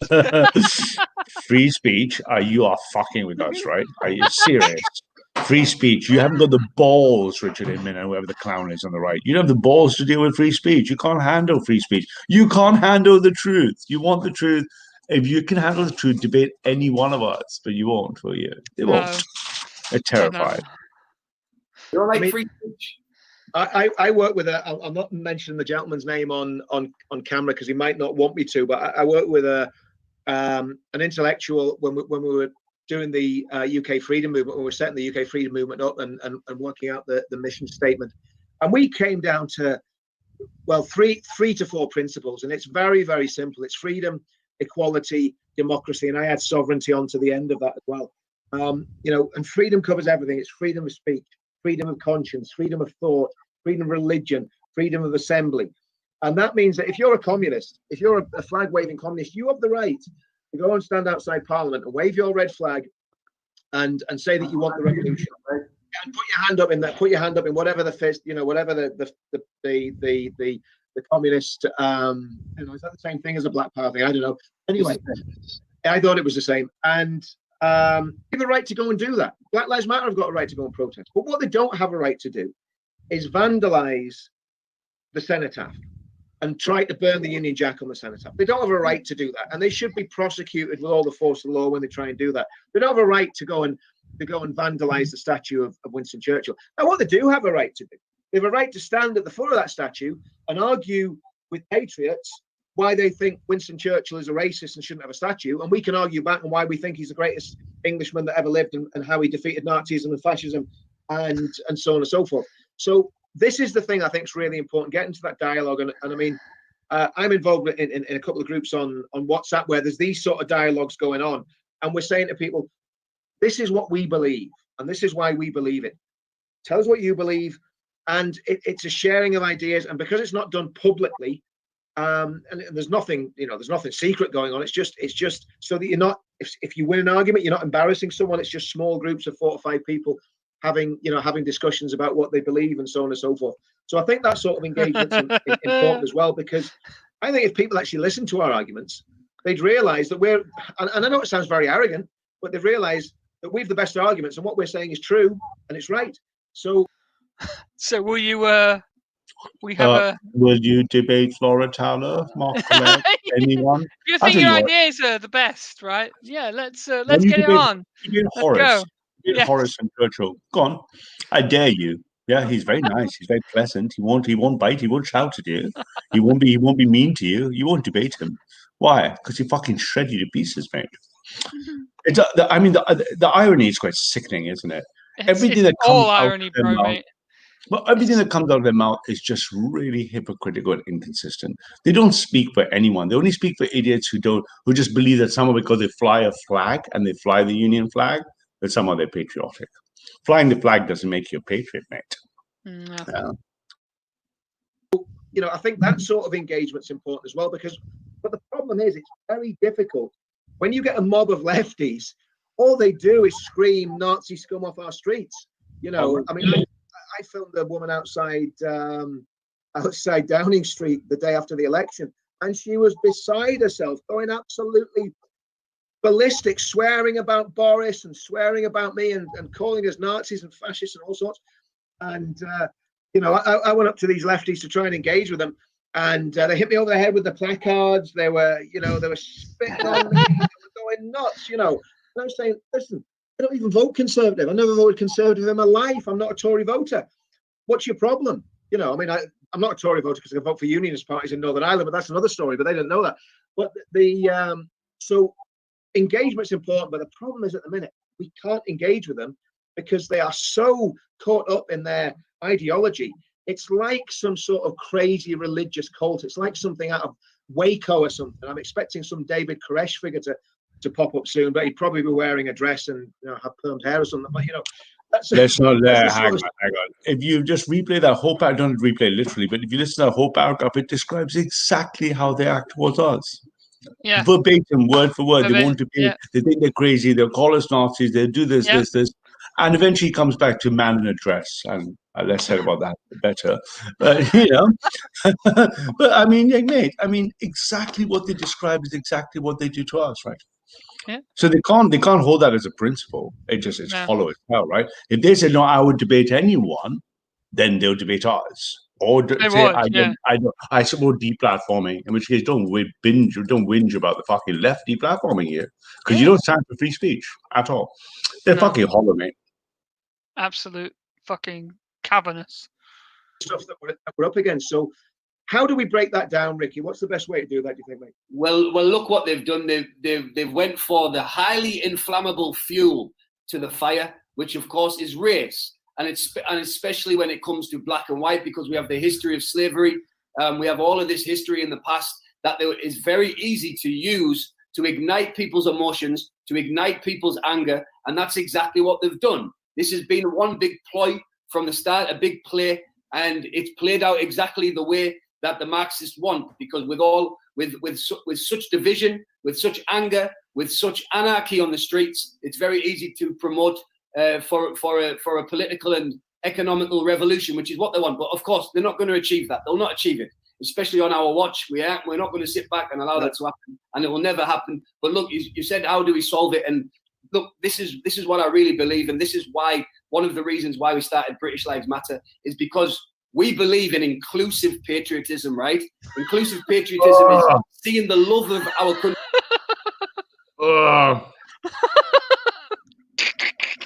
So cringe. Inclusive. That's one of the 3 words of your Marxist doctrine, you idiot. Inclusivity is the opposite of what? Exclusivity. How can you say inclusive? I mean, you're just, mate, they're just like, they sound like fucking Marxists, don't they? But we believe in inclusivity, we believe in diversity in our movement, and we believe in equity for all patriots. Sound like a fucking Marxist to me, mate. How about exclusivity? How about no, England does not belong to anyone but the English. How about that? Crazy idea, yeah? Country, seeing the love of Britain as a uniting force, right? Something that can transcend social, racial, and religious differences. We gotta love the abstract, the values. Let's worship at the ultimate values of the British people. Have you tried running this through your average Bangladeshi family, through your average kind of guys in the jogger panels? Have you ever tried sampling any of these people when you go over there? What do you think they think? They think of this idea, mate. They don't agree. They don't want to do that. They just don't. They don't want to. They don't think of themselves as you, and they don't want to be you, and they don't want to unite because some racist flag. So now, what do you do? And what do you do with these people? Do you deport them? What do you do to them? They say, no, we're not. We just don't like your flag. It's imperialist and racist, and they're not white. What do you do? What are you going to tell them? But you're going to show them your little cartoon drawing book? What are you going to do? Well, you mate. Oh, class. Yeah, come here. The problem with you is the reason you hate me. They're like, get the fuck out of here, Whitey. Nah. You know, the problem you haven't seen this book. I'm going to fucking stab you, Whitey. No. Come here. Look at this little drawing of look at Queen Elizabeth I. Give me your book. No, look at the book. That's what's going to happen, mate. Fucking idiot. Well, I don't want this book. It's full of white people. To bring people together. So it's an admiration and sense of duty that's not contained within the lines of a map, and it's not something that goes against other countries. It's like more of a feeling of a belonging, of a national identity, and this is something that we believe in. So inclusive patriotism, saying, look, we are British together. Whether you were born here, whether you immigrated here, we all have a common interest, and that common interest is that Britain is a brilliant place to live. And it's somewhere where our children, our children's children can have a prosperous future. Now, we can share that interest that everybody living in this country, doesn't matter the skin color. Oh, my God. It's just, I feel nauseous listening to it. Does he actually really believe the shit he's peddling? Does he actually think the non-white population of Britain agree with him? The majority of them don't. I can assure you they don't. Does he believe that we have to live like sardines? Do we have to have every cubic square meter of this island concreted over and have power blocks? But what about an ordinary English family living in fucking, I don't know, somewhere in the countryside in Hampshire or Sussex says, no, I don't want to live with non-English people. What do? Do you say they're not English? Do you say they don't share the value? Do you go to war with them? What are you going to do to them? They say, no, I just don't like foreigners. What is that? Is that not British? I thought you said British. Then they're not British, then, are they? Then they're not British. Our ancestors have been here. 10,000 years, genetic legacy of 10,000 years, right? For the Ice Age. The Beaker people, right? Yeah, white English family in Hampshire says, I don't want to live with any foreigners. I don't want to send my kids to school with foreigners. Are they not British? No. Do their lives matter? Because they're not British anymore, right? No. I thought they were inclusive. I thought you could include them, right? Aren't you going to include them in your movement? Or are you going to suddenly exclude them based on that? I mean, what are you going to do? I think they're just desperate. They don't know where to go, have they, these guys? In the last year, what we've done to them from the movement hard place. They're in a rock and a hard place, aren't they? Yeah, they don't know where to go. They make no sense. I think just ordinary non-politicals, the middle two tribes and the data sets people, listen to these people and they will not relate to them. They'll be, no, I actually don't want my daughter to go to school with lots of joggers or packers. I mean, I am English. Now what? Are you going to say, but all lives matter? Like, not really. My daughter's life matters. I look around the country. I don't want her to be threatened. Now, what do you tell these people? What do you tell ordinary British people that they're not British, or that they don't care about Churchill, or they didn't want to, or are you going to call them Nazis? What are you going to call them? Just ordinary English people. When there's 3 million Hong Kongers move here, you'll be able to say, I don't want my kids to grow up in Hong Kong. Well, yeah, they're not. Like Hong Kong. Well, They're no, not no, Muslims. you're are going to they? tell the Hong Kong people straight away they're British, and they're going to look at you and go like, no, we're not. What are you going to tell the Hong Kong people? Say, no, we're Hong Kong Chinese people. What are you going to tell them? That you're British as soon as they land because they have a passport? They don't think that way. It's just fucking. We need to kill this movement quicker, man. They're just like, Oh damn! Oh no qualms there. Would have done it bloody 3 months ago, but forces intervened, shall we say? Yeah, the background, the race, it doesn't matter. So that type of inclusive patriotism can go a long way into healing the divisions that are there now. But also, we do have to stand together. We do have to address racism that's taking place, because look, they've used what's a very righteous cause and they've turned it into something that is really negative, when we should have been standing together for that righteous cause. And look, to be honest, they've regressed the whole race situation. I mean, Martin Luther King, he really nailed it. He really finished the whole argument when he said that his dream was that people do not be judged on the color of their skin, but the content of their character. And that's never been so more true as it is today as well. And yeah, let's do that. Let's judge them on the content of their character then. I'm sorry. And when you have to well, no. But when you have to deport like 80% of the 80% of the joggers, then you can have a problem with that. Is he going to be all right with that? No, the reason I disagree is because the tweet I did from Speaker's Corner that says, I have a dream that one day a man will not be judged by the color of his skin, but by the size of the television he has stolen. And then I said, Martin Luther King. Yeah, I'm not going to fucking judge him. I'm going to judge you by how much fucking looting and rioting you're doing, right? And that's what's happening. And he actually believes this MLK idea because no one believes in this shit. No one is doing that. No one. No, just you guys. Liberal, like, whites who don't want to be called racist believe this shit. Right. That's all that's left. Whether you're afraid to be called racist. Like, and that data set is about 22% of the UK population only. Yeah. Yeah. And that's something that we have to get on.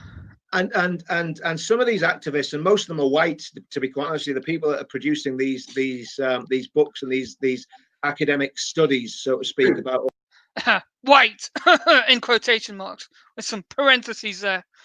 Sort of nonsense. They actually now say that Martin Luther King Jr. Was wrong and skin color does matter. He was colorblind. They actually say that what we're saying when we're quoting Martin Luther King Jr., we're actually being racist by quoting that. That's how perverse these people are, and that is a complete perversion. And I don't believe for 1 minute that Martin Luther King Jr., if he was alive today, would be standing with Black Lives Matter. I believe. No, they beat the shit out of him. I think they would kick his fucking head in, is what they would do if he would show up, right? They'll beat the shit out of him. That's what they would do to him, right? While, of course, they've got the televisions under their arms. Yes. That's what would happen, yeah? And you'd be like, I have a dream. Then we get the fuck out of my way, fam. And they take the 50-hand inch. They would have no connection to Martin Luther King at all. You guys would. Yeah, you'd be like, who would be Martin Luther King? It's Thomas Sowell. Thomas Sowell, yeah. My one good black economist neighbor, yeah. Today, I believe he'd be standing with British Lives Matter. He'd be standing with Hearts of Oak. He'd be standing with parties like my God, what is this? All embrace. And I love that phrase, inclusive patriotism. I want you to think about inclusivity, equity, diversity are the three Marxist fucking planks, you plank. Don't you fucking get this? These are the three postmodern progressive planks: inclusivity, diversity, equity. Yes. What are the opposites that we stand on? Exclusivity, meritocracy, right? You know what the third one is? Can you figure it out? The one that Martin Luther King, was talking about, right? The content of their character, right? The meritocracy, yeah. I've been on plantation panels where they call Martin Luther King a coon. They literally call him a sellout, right? They're pure Garveyites. They're pure Uncle Tom, right? Yeah. Yeah, total Uncle Tom. Well, yeah, he's an Uncle Tom compared to where they come from Malcolm X, they come from Garvey, they come from black nationalism. They think Martin Luther King was a sellout. You don't. Inclusive patriotism. Because I spoke about this. I didn't coin the phrase because that's a great phrase. I've never heard that before until tonight. But way back outside one of Tommy's trials in last year outside the Old Bailey, I said we need a new sort of one of those times Tommy went to prison. Which one was it? Oh, he's said many times. It's every weekend, right? Was that the one where the Middle East Forum and all those boys gave him 300 grand to cover the trial? Was that the one where the Tel Aviv HQ gave him a lot of money? Which one was it, mate? Foreign intervention. That's exactly what I was talking about. That's exactly what I'm going to be talking about on the 1st of August. A new sort of patriotism. And I love that phrase, inclusive patriotism. What I want to see, I'd love to stand, excuse me, I'd love to stand on that platform on the 1st of August, wherever we're going to be in London. We're meeting at Parliament Square at 11 o'clock, but wherever we're going to be after that, I'm not sure where we're going to end up. But I would love to stand with a Union Jack in one hand. I mean, what do you mean? I don't know where we'll end up. You know exactly where you'll end up, Richard. It's where you always go, mate. You go to one of those 4 pubs in Whitehall, you get fucking hammered. Once you've had a few drinks, you wander around, you get a bit of bravado, a bit of peacocking with the policeman, then you stagger home drunk. That's all you do. It's what you always do every March. So what do you mean? Oh, we don't know where we'll end up. You know exactly which pub you're in, mate. I know where you'll be. Lister will be there as well after you. Oh, my God. Sorry, this is fucking painful. With a multicultural platform full of people from every single background in this country who say, you know something, my allegiance is to that flag and to the country that's given birth to my freedoms, given birth to my prosperity. People standing at the foot of the Union Jack saying, I am black, I am brown, I am white, but I am British. And that's the main thing, irrespective of whether you originally came from Africa, or your parents came from Africa, or you came from Pakistan or India, wherever you came from. If you can stand at the foot of the Union Jack and say, I am proud of this country and I would fight for this country. I love this country. This country has given me everything that I've got, which is true for all of us. Right. You know, and this grievance mentality, we've got to look at this as well, Ricky, this grievance mentality. The reality is, you're from the northeast of England, I'm from the northeast of England. If you'd have gone back 100 years in the northeast of England, okay, the guys working down the coal mines, working in the shipyards, working in heavy industry, they were getting paid, but they weren't getting paid a lot. And that some of them were working, especially the guys down the coal mines, some of those guys working down the pits up in the northeast of England, they were doing 12, 13, 14-hour shifts. They were walking 3 or 4 miles to work. They were walking back 3 or 4 miles. They were working in intensely confined spaces. They were going home. They were dying young. They were dying down the pits. So, you know, if we want to look at what's happened right the way throughout history, working class people have been oppressed and have had it hard. But at the moment, I think it's fair to say that every single citizen of this country has a chance to get ahead, and every single citizen of this country has a chance to do well and prosper, irrespective of skin color. But all those people dying in the pits, all those people who toiled in the fields and with their plows for, you know, seasons on end, like droughts and I mean, the ones that they were white. They were all white. They produced. Where did this flag come from? Where do all the 4 flags come from? And all the flags, right? They came from the people fighting who were the blood and soil creating it. This flag is not just something you bought and made up, right? It's not like a made-up country, and you just said, okay, we made up the country of England. Let's give it a little flag, a poster, sticker, and a colouring book that we're all going to unite around, and that becomes England. No, it's the people. It is their grandparents and their grandparents and their grandparents that made the nation. You can't just become English or British. You just cannot. I mean, here's a little test. If I took this little black guy who jumped, what's that guy, Luke Reed, and I took one of the Indian guys he liked, and we all went around the world to Richard. I'll give you a little test, mate. Here's a test of the other boys. You bring your best brown, black, and yellow British nationalists that you think they are, your British patriot, and we go around and we go to 5 different countries. And we're going to stand there and we'll film the whole thing. I'll fucking pay for it if you want. And we're going to ask the people in India, China, and Africa, hey, are all these people English? What do you think the rest of the world are going to say?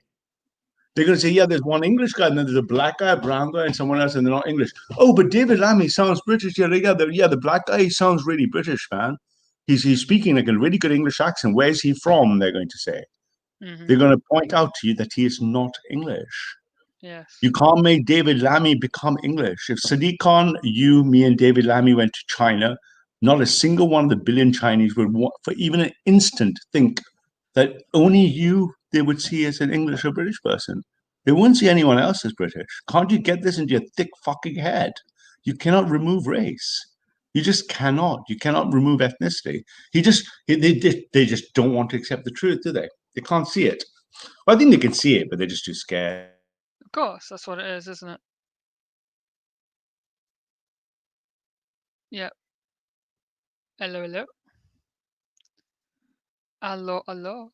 I'm still here. Sorry, I was just like, Right. I keep having these moments of rage when I listen to him. Uh, And what really worries me with this movement, looking back to the past all the time, it's going to create such a grievance mentality that there will be people on the extremes on both sides who will want to resort to violence, and that's why we've got to park our tanks on the middle ground and say we are a totally peaceful movement, and we're a movement that wants to look at what true British values are. And like I say, it's freedom, it's equality, it's democracy, and it's sovereignty. I went off on a rant there, Ricky. I don't know whether it all came out. That's beautiful.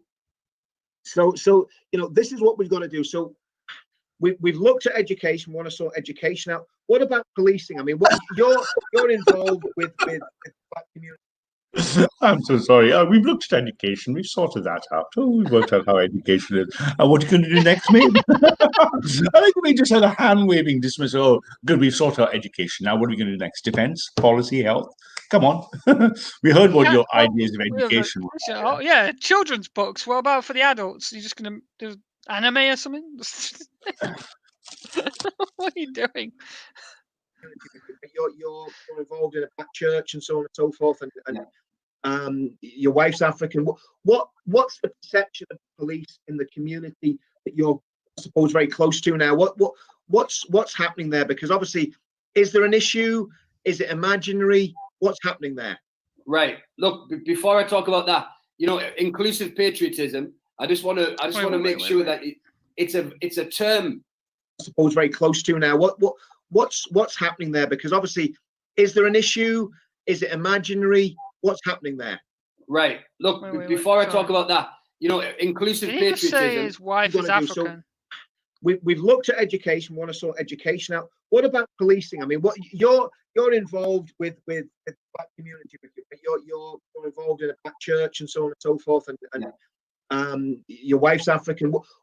Well, there we are, ladies and gentlemen. There we go. Okay, there we go. That would explain it. There we go. I was trying to work out what the missing link with the guy who looks like the missing link.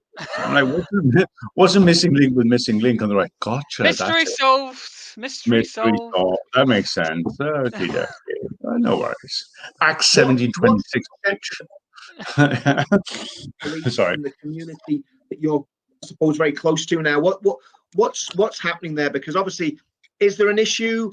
Is it imaginary? What's happening there? Right. Look, before I talk about that, inclusive patriotism.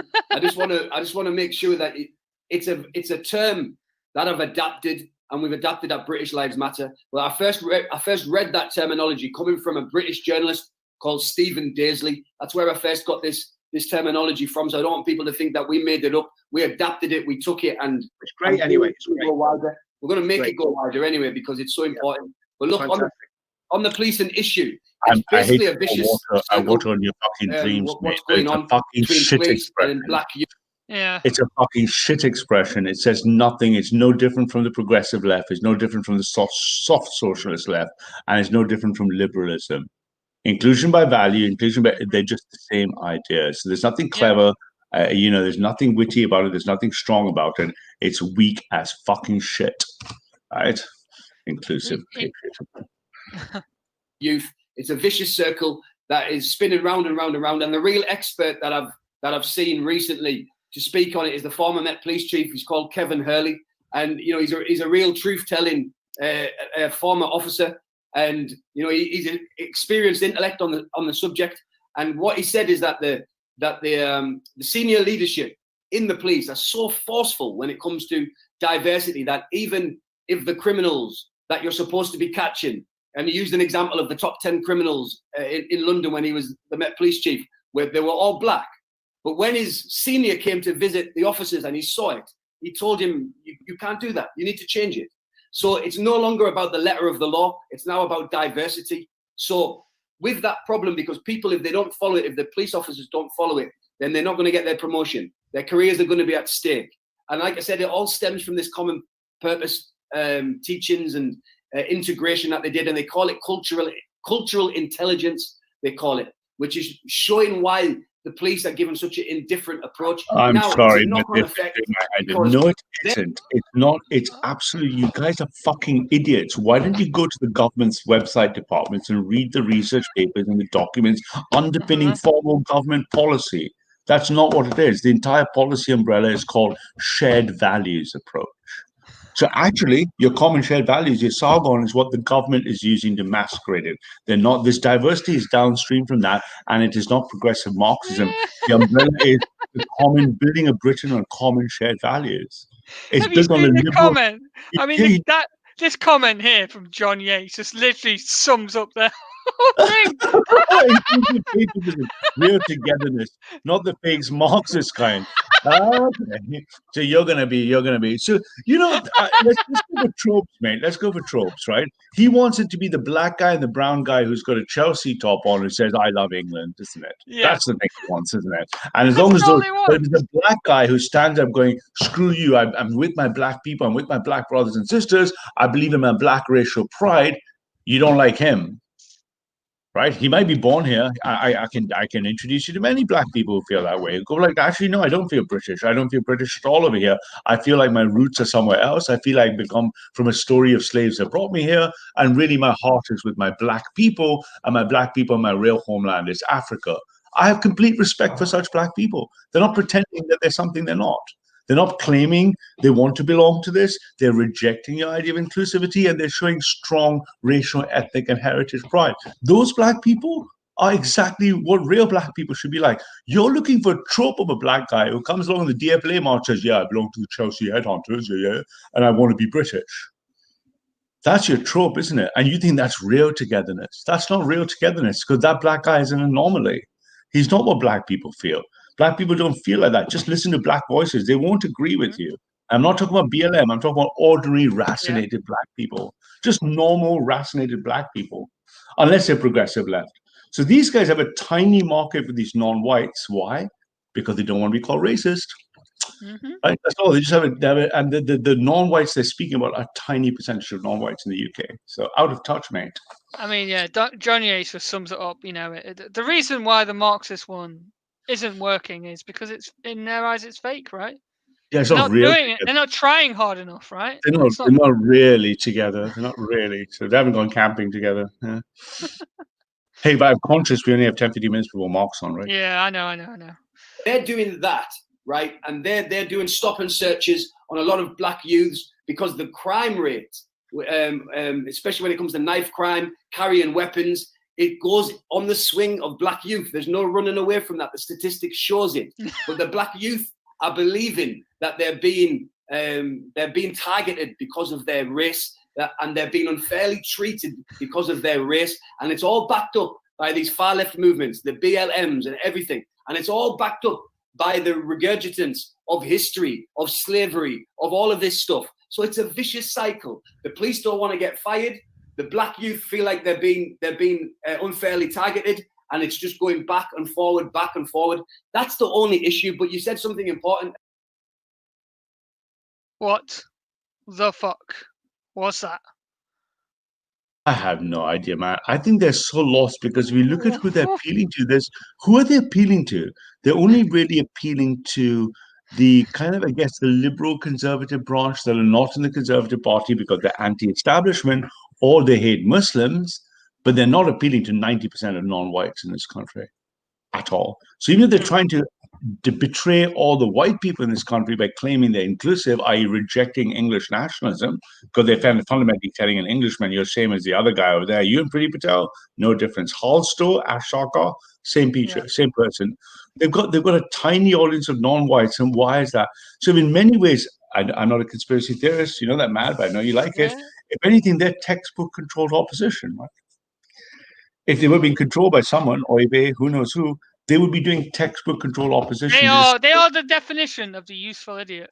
They are either useful idiots or controlled opposition, right? Either useful idiots or controlled opposition in either case, because the actual appeal is The actual appeal is not to any particular clear Yes. policy. Who is going to vote for them? It's basically to keep the Muslim status haters. quo. Literally the status quo minus one thing. Muslim But then- hatred. Yeah, but then again, like even if like they were to take any kind of like power, they would renege on that straight away. They're never going to The get people, elected. the people that were pulling the strings, you know, with the Oh yeah. the finances would be like, oh no, actually, no, you can't hate the Muslims now, and they'd be No, like, no, what? yeah, exactly. What? Yeah, yeah. What do you mean? And then there's nothing left other than this kind of talking to the Then all of a sudden you've got an anti-Semitism row in the party. Someone's getting Oh, these called guys, an there's anti-Semite. one thing I can assure you, none of them will ever be as anti-Semitic. I can guarantee you that. I know Mark my what I'm saying. But I'm saying Wait a this is minute. what will happen. You know, there'd Yeah. be some row over someone's being anti-Semitic in the party, and then that's it, isn't it? Yeah. Hall got a bit triggered because I polluted and dirty and corrupted his name with that soccer. Hall and I, if we fight for one thing one day, it's going to be who gets first dibs on that one, on that soccer. But that notwithstanding, yeah, I mean, who are they really appealing to? And there's No very one. few people left, isn't it? I mean, the polity in terms of the electoral base is not clear at all. I mean, this is the thing. I don't think long. We have 6 to 9 months. I don't think there's going to be many of them left over, mate. There's not going to be much left of this shit. Please, just. We'll have to wrap it up in 5 to 10. Yeah. I wanna, No, I mean so- we can. I mean, I'm getting tired of this shit. I mean, I'm I tired of it, can't mate. stand. They're How just much going more round and round and round. Civ-nattery can you take? It's just, it's draining me, mate. I'm fucking just like, oh god, I've heard this so many times. I'm like, Inclusive, shoot round, me. inclusive, we're not racist. inclusive patriotism. Inclusive. You're an embarrassment. Don't speak about things like this. Just go. Do something. No. Go fix your house up. Go sell capes for $700. Do whatever you need. Can Tommy Robinson not like afford to take all of his Civnat friends to Spain with him when he goes? Do you think it's Spain? Or do you think Spain is where Tel Aviv has a hub? Do you think El Al has a hub in El Al has a hub in? Well, the Iberian Peninsula in ancient Hebrew actually means the land of the Hebrews. Did you know that? Oh God, it's very of course, interesting. Yeah. So maybe there's some connection there. Maybe it's a stopover to the. Yeah, because these guys are muppets. I think next time you have to look at, they've got anything stronger than this. Who else have they got? They've got Sargon. Amory Waters is going in, you know. Is anything left for us the next weeks to look at these people? Have they got any fresh blood? Because they're looking very, very burnt out, mate. They're looking very, very irrelevant to me. I'm not sure what you think. Well, I mean, we'll just have to see what happens on Saturday. Like, it could be total nail in the coffin or one of. You know, we'll see. I mean. Or you mean in terms of the actual people showing up? Yes, showing up. Yeah. Or the turnout. I think they're trying very hard to throw all their eggs behind it. So they're going to be enough people, and they'll have a stage, and they do the PA sound system, and they'll probably sing some sort of happy big union song like "We're all British," blah blah blah. But I don't think it's going to be a very big show up. And you know, I because mate, if you live in London, you wander around, you can feel just the tension in London. A lot of people don't want to aggregate anywhere, restaurants. So I can't see. I just can't see it being particularly special. How are they getting over the social distancing thing then? That's going to be interesting. The hipsters ignore it. So in all the hipster way, I was just out briefly, and I'm going to go out in a while. It's morning for something. And the hipsters kind of ignore it as long as it's other mainly white hipsters hanging with them. And then they look really scornful and tut if someone else does it. So it's typical progressive left. They want to tell you off. But if it's in the hipster area, the pubs, then they're all just like slouching with each other. So it's again diversity for thee, or social distancing for thee, but not for me. Everyone else just looks really the tension. It's hard to explain London because where I live is just at the height of the bustle. Everyone is very suspicious of each other. So there's a kind of general air, just like an air of suspicion everywhere. So there's apprehension. Every interaction. At school they used to do those exchange programs with different schools across Europe. That's what we need to do. We need to take these people, make them live in these diverse neighborhoods for a week, and then see what happens. See the cultural exchange. Yeah. Well, this is what I think someone. It's not my idea, but someone had that brilliant idea. I think we need diversity tourism for all the English counties that predominantly are still English. They need to come for diversity tours for the day. Yeah. You can bring them in nice coaches, whatever, and make sure they've all got proper. That's why we need a bus, right? That's why we need to save up for a bus, guys. Everyone, we're going to save up for a bus so we can start diversity tours. Like now in Stepney in the East End Market, Downbeck in the Hoods. Just one day in London, like one night in Bangkok. Right? One night in Bangkok, one day in England, and they'll be going there not voting Conservative anymore. They'll probably be voting for the fucking National Front if they could, right? But they just need, but they won't come, right? They won't see that diversity. No. And that's who was complaining about the other day? Natty was, right? Yes. Natty was going on. You just can't convert anyone in Devon and Cornwall because they just They don't can't. see it. They don't see it. They're Devon going, I don't know what your problem is because I read about the Daily Mail, but I look around, there's no joggers, backers to be seen. Yeah. So, you know, all I see in the Daily Mail is white people attacking black people. What are you on about? You know, it's not. They're not the problem. It's us, right? You know. and then when they turn on the television, they get all these sanitized jogger films and sanitized backer films where they're all just. They watch tropes. EastEnders and everyone's EastEnders. happy, and you know the black people all is just as culturally British as everyone else, and they drink tea and And they're not. I don't normally watch any mainstream kind of like I don't watch Oh. Netflix all that crap and stuff. But someone made me watch something because she just wanted me for because her friends are doing all the production film stuff. I think called Gangs of London. And it was like 6 episodes or something. And literally within the third or fourth frame of scene, it was full multiculti. It just started off within moments. It was a black and white family united. It was just full multiracial, multiculti, a Chinese woman, a cop. I was looking at this going like, wow, this is like the fucking bar scene in Star Wars. Like, what is this got to do with praise? What has this got to do with English gangsters? It was like full fucking Star Wars bar scene. And I watched the whole thing because she's interested in film techniques and stuff like that. So we're watching it for critical film reasons.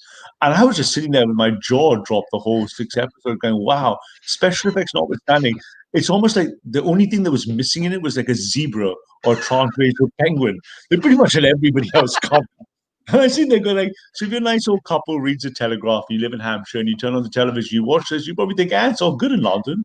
Can't see any problems until you show up for a day out, right? But we should probably do the bail because I'm conscious Mark's on in 10. Right? So, guys, we're going to wrap up there. I don't know how much more. You want to shout out PWR, man? PWR's next to anyone who doesn't know. You need to go. Mark's on with White Art Collective, so that should be really good. So he's a good chap. I think on the D Live, I believe. Anyway, guys, thanks for tuning in this week, and we'll see you again soon. Peace out. Peace out, man.